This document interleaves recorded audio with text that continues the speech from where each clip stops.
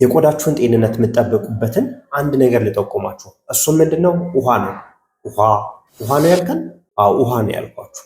ውሃን በአግባቡ መጠጣት ቆዳችሁ ያማረ የተዋበ እንዲሆን ያደርጋል። እንዴ ውሃን መጠጣት ታዲያ ከቆዳ ጋር ምን አገናኘው ልትሉ ትችላላችሁ።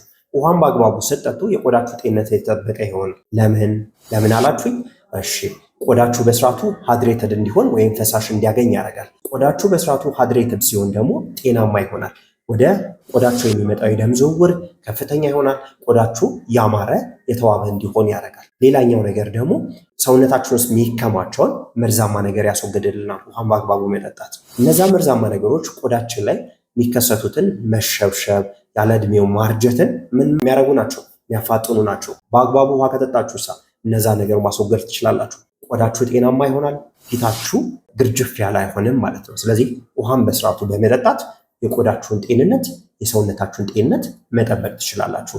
አንድ ሰው ምን ያክል ነው መጠጣት ያለበት ልትሉ ትችላላችሁ። አንድ ሰው ከ8 እስከ 10 ብርጭቆ በቀን ውስጥ መጠጣት አለበት። ወደ ሊትር ቀይረው። እሺ ቀየርኩት። ከ2 እስከ 2.5 ሊትር መጠጣት መቻል አለበት። አንተ ደግሞ ማትለው ነገር የለም እኮ ውሃን ብቻ በመጠጣት የቆዳዬን ጤንነት መጠበቅ እችላለሁ?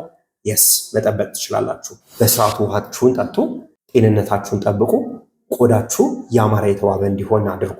ቆዳችሁ ላይ የሚመጡትንም ጉዳቶች በጊዜ ቀንሱ። ኮስሞቲክሶችን በይበልጥ አትጠቀሙ። ኮስሞቲክሶች የሚያመጡት ብዙ የጤና ጉዳት አለና፣ ስለዚህ ውሃን በመጠጣት ቆዳችሁ ያማረ የተዋበ እንዲሆን ማድረግ ትችላላችሁ።